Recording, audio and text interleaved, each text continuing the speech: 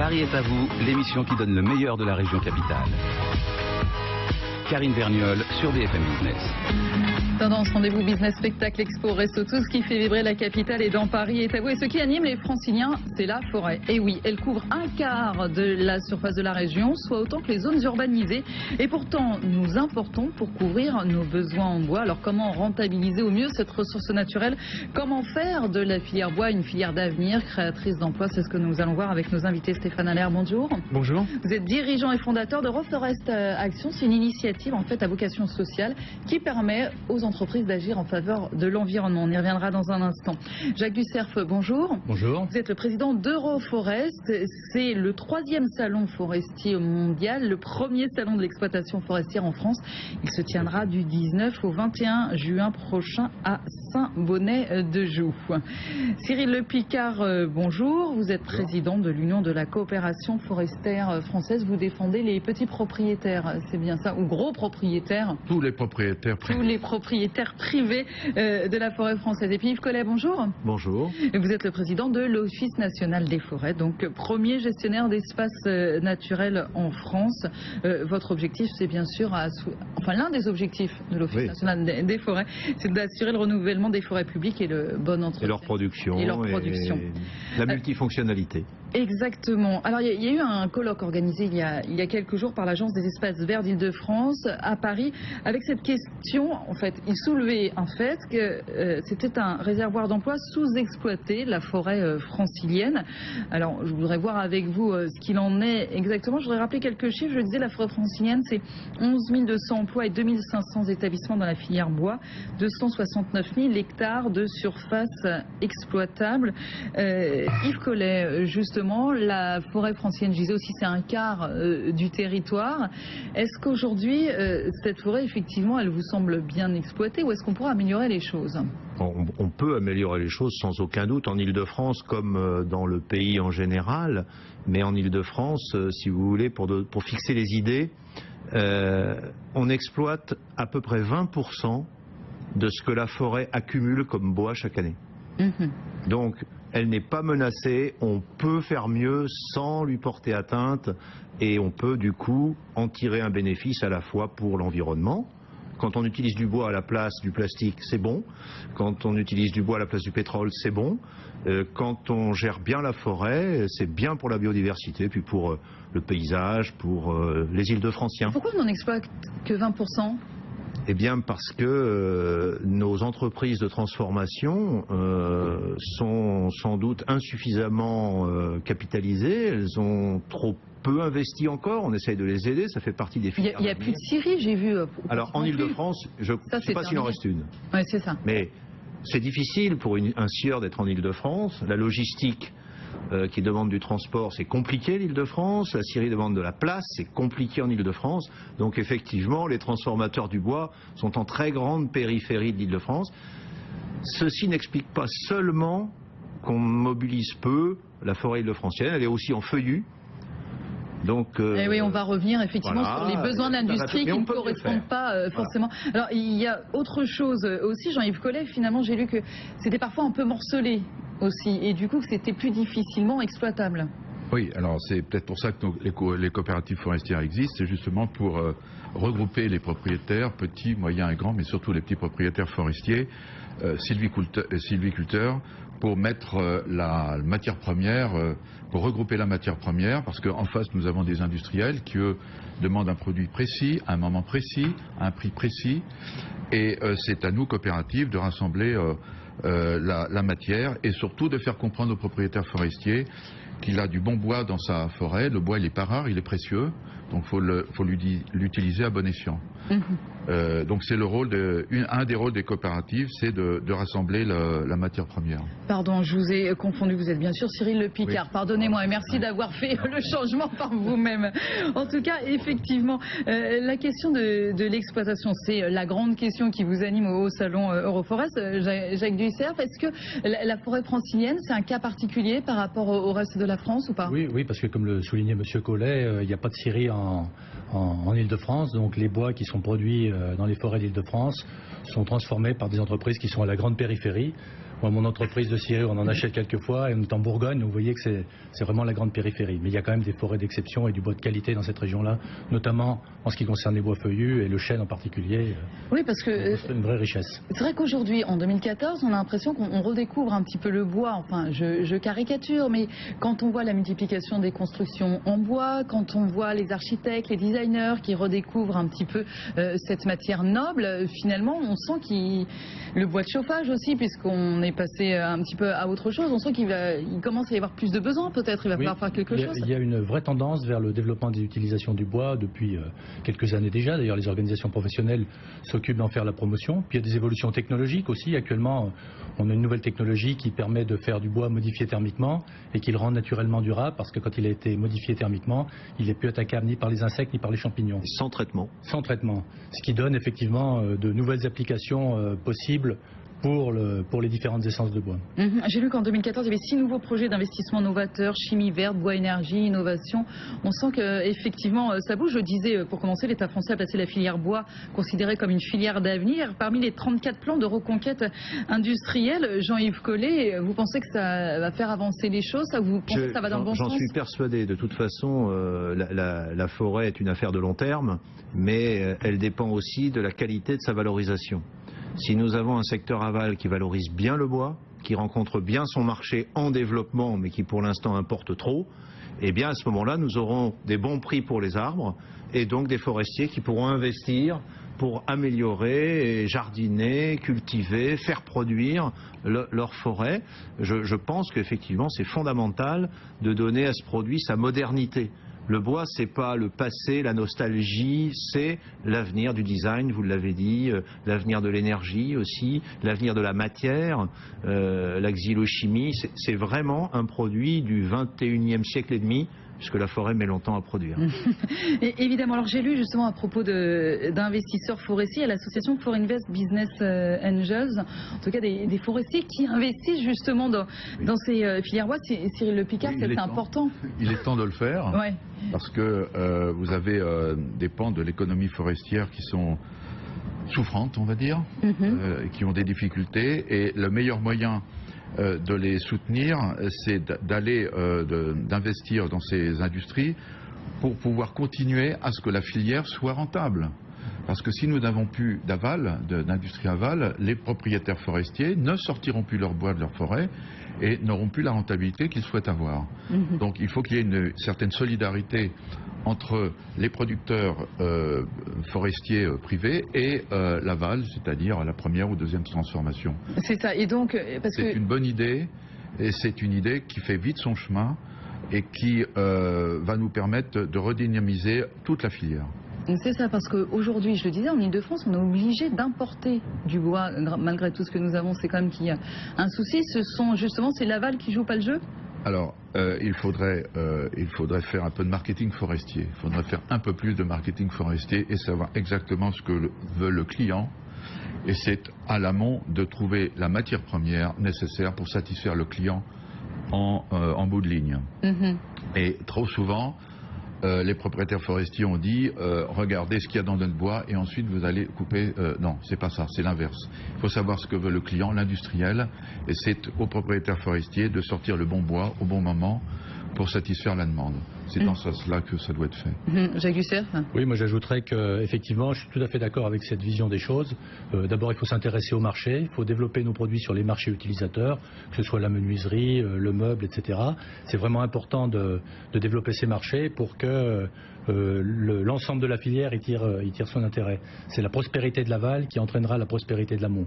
C'est là, en ce sens-là, que la filière bois a tout son rôle aujourd'hui en France, et on doit développer les utilisations du bois. Mais vous le disiez, c'est difficile parce qu'effectivement, on ne parle pas d'un an ou un an et demi de production.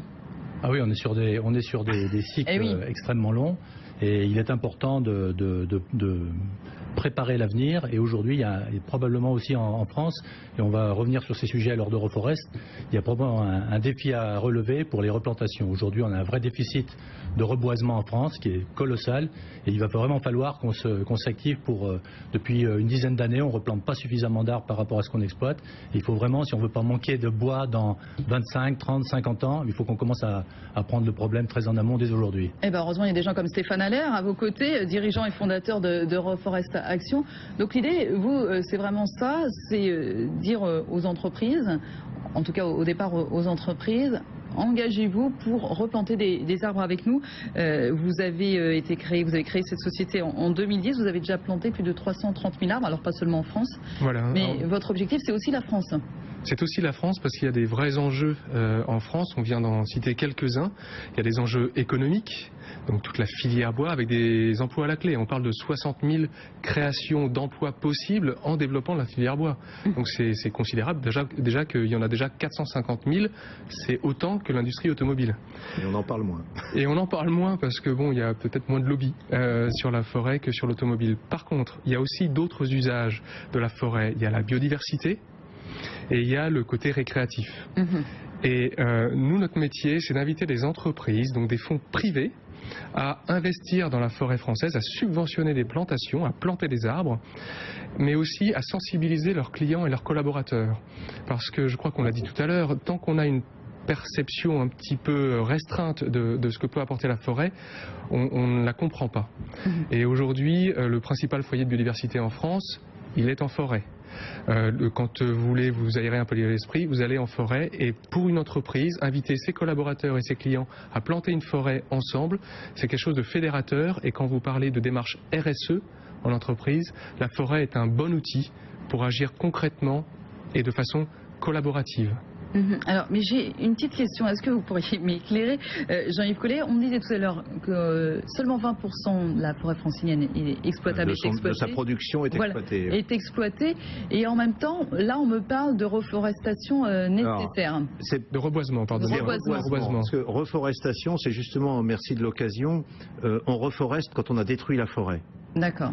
On replante quand on modifie sa forêt, quand on l'enrichit par des plants, mais on ne change pas l'état forestier d'une parcelle. Vous voyez, on reste en forêt, mais c'est une forêt plantée avec d'autres essences, entretenue d'une autre façon, plus productive. Et le paradoxe, si vous voulez, c'est que un certain nombre de produits, par exemple résineux, très standardisés venant des forêts du Nord, sont très industrialisés. Et oui, pour la construction bois, par exemple. Nos gros bois feuillus, qui vieillissent et qui grossissent parce qu'on ne les récolte pas, finissent par devenir problématiques à exploiter. Il y a 150 ans, plus un chêne était gros, plus il était précieux. Aujourd'hui, quand il dépasse 80-90, on commence à plus trop savoir comment le travailler. Donc cet enjeu économique, il est lié à une manière de travailler la forêt. En Île-de-France, je voudrais faire passer ce message aussi, toutes les forêts sont des forêts cultivées. Il n'y a pas de forêt naturelle en Île-de-France. La nature pour le Parisien ou les gens d'Île-de-France qui se promènent, c'est une nature fabriquée de main d'homme. Et si on arrête de lui faire produire ce pourquoi elle a été faite il y a 200 ans ou 250 ans, elle va pas s'améliorer, elle va pas rester comme elle est, elle va se dégrader au plan des diversités, au plan de la faune, au plan de la flore. Et donc, si vous aimez la forêt d'Île-de-France, aidez-nous à bien l'exploiter. C'est ça le message que vous voulez passer, parce qu'on sait bien que le public, le grand public, les citadins que nous sommes, on se dit, ça y est, ils nous ont encore coupé la moitié de la forêt, ils ont fait des coupes, où va notre forêt? On peut faire mieux, on peut être moins traumatisant dans les coupes, peut-être, mais ne pas couper, c'est une erreur, c'est condamner la forêt. Stéphane Allaire. Oui, je crois qu'il y a effectivement le côté productif de la forêt, mais il y a aussi tous les bénéfices, j'en parlais il y a un instant, non valorisables financièrement apportés par la forêt, dont la biodiversité en fait partie. La réponse qu'on essaye d'apporter avec Reforest Action, c'est de donner une valeur financière à ces éléments-là, biodiversité et le côté récréatif. On subventionne, grâce à nos partenaires privés, je ne sais pas si je peux en citer, mais allez-y. Il y a le Crédit Agricole notamment qui intervient sur ces territoires, et puis il y a aussi des PME. On a lancé une campagne, 1000 entreprises pour 1 million d'arbres. On veut fédérer un grand nombre d'entreprises pour agir de façon conséquente. Eh bien, les subventions que l'on apporte portent sur des parcelles forestières dégradées, parce qu'on n'en parle pas beaucoup, mais il y a des tempêtes, il y a des maladies, il y a des incendies, etc. etc. Et voilà, il faut les revitaliser, leur redonner un rôle biodiversité et économique. Mais quand on va subventionner des parcelles forestières, grâce à ces fonds privés, on va le faire auprès de forêts qui ont une dimension biodiversité évidente. Donc ça donne une dimension économique à cet aspect de la forêt qui n'en a pas par défaut. Vous parliez des résineux tout à l'heure. J'ai lu aussi qu'on allait pouvoir peut-être manquer de peupliers. Or, les peupliers, très importants, les boîtes de camembert, les cagettes, que sais-je, si ça devient en plastique, ça va être... le risque de pénurie pour 2020, vous vous rendez compte, c'est demain. Jacques Dussert, parce que c'est important, ça aussi. On parlait des vieux chênes tout à l'heure. Il faut bien faire attention aux différentes espèces. Oui, bien sûr. Il faut savoir quand même que contrairement à d'autres essences, comme le chêne, où il y a une rotation de 150 ans, aujourd'hui, on a des clones de peupliers qu'on arrive à faire pousser en 15-20 ans. Donc, on en a en Ile-de-France un peu des peupliers? Oui, il y en a en Ile-de-France, il y en a dans toute la France et surtout dans les bassins d'alluvion des différents fleuves. Et il y en a aussi en Ile-de-France, notamment dans le nord de l'Île-de-France. Il y a quand même un certain nombre de plantations. Et ça, c'est un peu un phénomène cyclique parce que dès qu'il y a un petit peu de pénurie sur l'essence, compte tenu de la rapidité de la révolution, les gens plantent beaucoup à ce moment-là. Et puis 15 ans après, il y a une surproduction et ça s'arrête. Donc il y a un phénomène très on va dire, cyclique sur cette essence-là. Il faudrait des contrats de plus long terme pour avoir une régularité exactement meilleure. Cyril Le Picard. Aussi. C'est tout le problème. Dans la forêt, on connaît mal son marché. Le marché du peuplier, c'est un marché qui est effectivement, comme vous le soulignez, utilisé pour l'emballage, pour les boîtes de camembert, etc. Puis c'est un marché qui va reprendre de la vivacité au travers de la technique que j'évoquais tout à l'heure, de la modification thermique du bois. Parce qu'un bois utilisé en extérieur, un peuplier utilisé en extérieur, il a une durée de vie qui est assez limitée parce qu'il y a les champignons, il a tendance à pourrir. Avec cette technologie de la modification thermique, on lui donne une espérance de vie qui est beaucoup plus longue. Donc c'est un point très important et au travers de ces évolutions technologiques, on arrive à requalifier une essence telle que le peuplier. Cyril Le Picard, vous disiez tout à l'heure, le problème c'est d'avoir le bon prix pour son bois. Quel est le problème majeur aujourd'hui? Pourquoi vous n'avez pas toujours le bon prix pour votre bois? Alors, la situation s'améliore, déjà. Et ensuite, c'est parce que justement, il y avait à un moment donné dans certaines essences une surproduction qui faisait baisser les prix. Et c'est exactement le contraire qui s'est passé cet hiver, puisque les intempéries nous ont énormément empêché de sortir le bois de la forêt. Et les prix ont remonté. Et les prix actuellement, les prix moyens, quelles que soient les essences, ont sérieusement augmenté, ce qui, nous, coopératives, nous intéresse parce que nous devons absolument, nous veillons à ce que nos adhérents, on a 120 000 adhérents en France, propriétaires forestiers, il faut les rémunérer et les rémunérer à leur juste valeur pour pouvoir replanter. Et c'est justement ces schémas de prix qui depuis des années sont complètement décalés qui empêchent le propriétaire forestier à replanter. D'où la nécessité d'avoir des partenaires susceptibles de nous aider. Et l'exemple que nous avons cité tout à l'heure est un bon exemple sur lequel nous sommes extrêmement attentifs, puisque lorsqu'un technicien forestier rentre dans une forêt chez nous, la première question qui est posée par le propriétaire, est-ce que je pourrais replanter dans les massifs pauvres, dans les massifs pour les générations futures, parce que c'est souvent des familles, et il y a une notion patrimoniale dans la forêt privée qui est très importante. Vous vouliez intervenir, Jean-Yves Collet? Oui, je veux dire que le marché du bois a une grande particularité. Si vous voulez. Un agriculteur récolte son blé tous les ans. Oui. Donc la production est là et le prix se fait en fonction de la production. Le forestier peut ne pas couper. Donc si le prix ne lui convient pas, il peut ne pas sortir son bois. Du coup, l'industrie peut être en déficit. Mais ce que dit le président Le Picard est juste, les prix ont remonté, ceci étant, à l'inflation près, ils ne sont pas supérieurs à ceux de 99. Donc le bois n'est pas une matière onéreuse. Et pour rebondir sur les aspects non bois de la forêt, il y a aussi le carbone. Le rôle de puits de carbone et de protection des eaux, je voudrais insister là-dessus. La forêt est une très bonne fille.